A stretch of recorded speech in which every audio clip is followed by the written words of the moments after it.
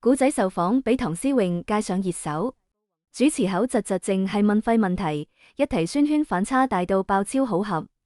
古仔為電影版《尋秦記》跑宣傳，居然俾 TVB 視後唐詩詠嘅主持界到炸晒全網熱搜。本來大家都係衝住古仔呢位總製片兼主演去睇嘅，點知唐詩詠全程口窒窒，問嘅全部係冇營養嘅廢問題，網民直喊尷尬癌都出埋嚟，狠批佢主持功底差到爆。反觀古仔講到圈中知己宣圈嗰陣輕鬆自然，同面對唐詩詠時刻意安撫形成強烈對比，一邊介到揦埋口飛，一邊係老友先有嘅鬆弛感。呢場專訪直接令瓜友睇到懵又睇到爽。先同瓜友補翻個背景，電影版《尋秦記》上映之後勢頭勁到爆，古仔親自做總製片加主演，花咗幾年時間打磨，而家港澳地區累積票房已經突破8700萬，妥妥嘅港產 IP 改編爆款。為咗再衝一波票房，古仔開啟密密宣傳模式，近期仲專登上咗唐詩詠同練美娟一齊做嘅網上頻道節目《絲打圍爐》，本以為會係巨星傾經典嘅名場面，點知硬生生俾唐詩詠嘅主持搞成大型尷尬現場，主角冇出圈，主持反而先炸上熱搜。大家都知唐詩詠係 TVB 視後，演戲冇得彈，塑造過唔少經典角色，吸粉無數，但係主持真係唔係佢強項。絲打圍爐呢檔節目主打輕鬆吹水風格，之前請嘅嘉賓都係港娛圈熟人，本以為唐詩詠靠住行內經驗可以撐住場面，點知一面對古仔，直接緊張到破晒功，全程狀態頻頻翻車，尷尬名場面一個接一個。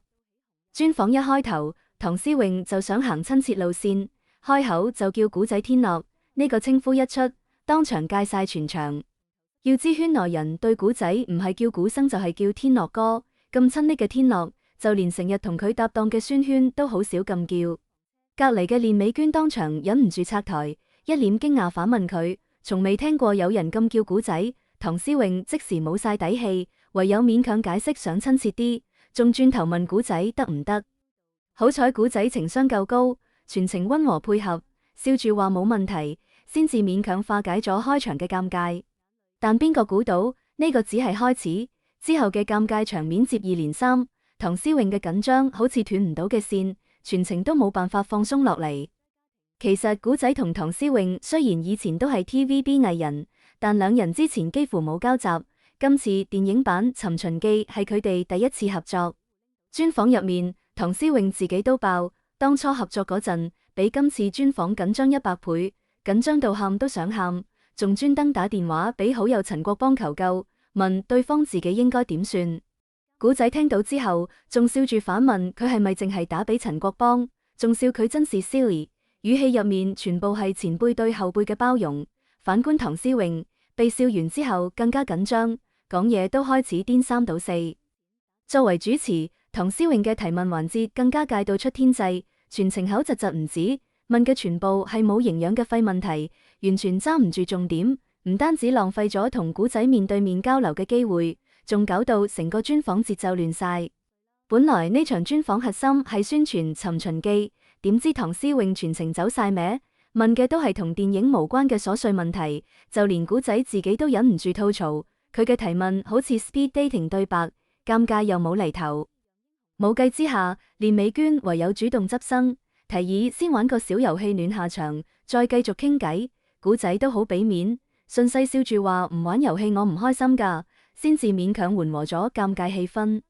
如果冇練美娟喺隔籬兜底，呢場專訪估計早就進行唔落去。兩人嘅主持能力對比，簡直係天同地，亦都難怪網民會狠批唐詩詠冇資格做主持。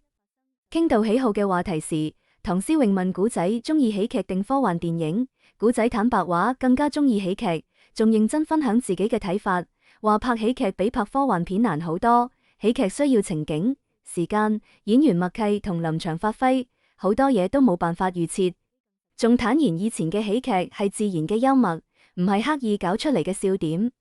練美娟仲專登串，估唔到外表冷酷嘅古仔居然中意睇喜劇，古仔都笑住回對你估唔到啦，互動輕鬆又自然。反觀唐詩詠，全程插唔到嘴，淨係可以喺隔籬尷尬陪笑。之後傾到化妝、感情呢啲生活化話題，唐詩詠更加頻頻甩碌。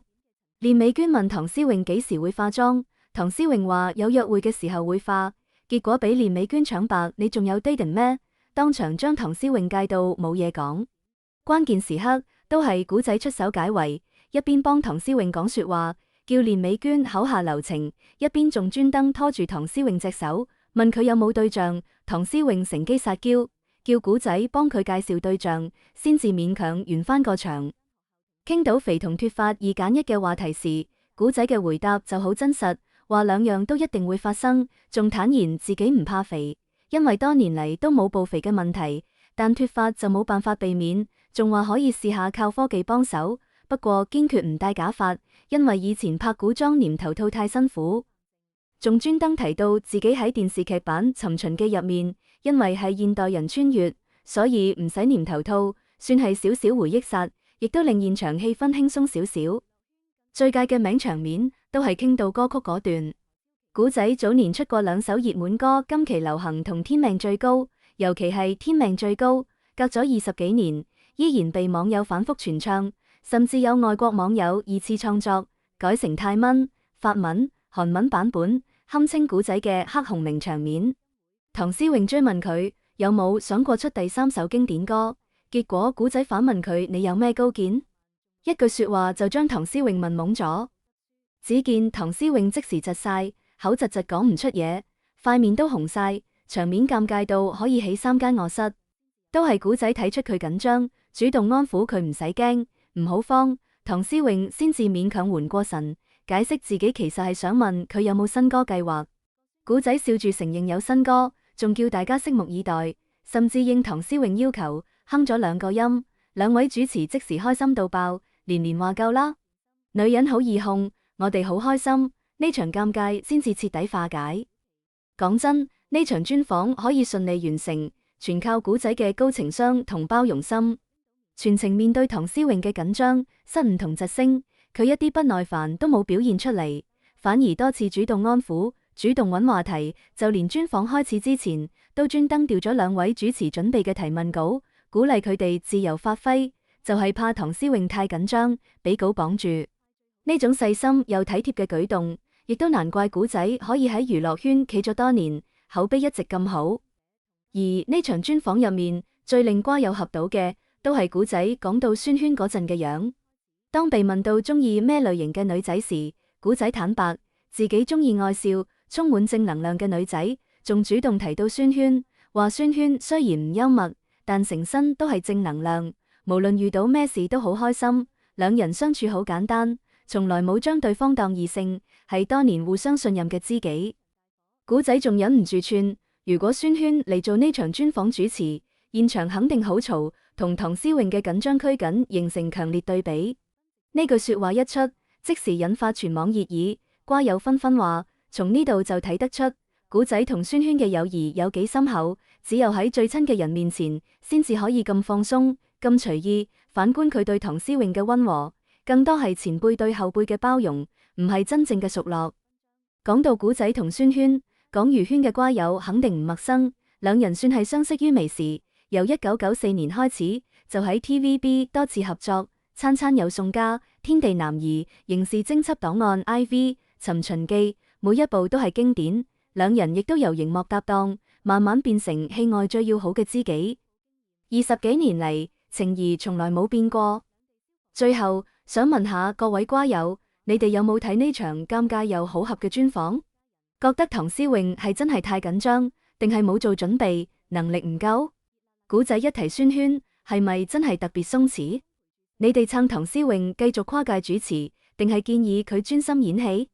快啲嚟評論區吹下水，講下你哋嘅看法，一齊蹲後續嘅瓜，睇下唐詩詠會唔會出嚟道歉，古仔嘅新歌又會幾時出？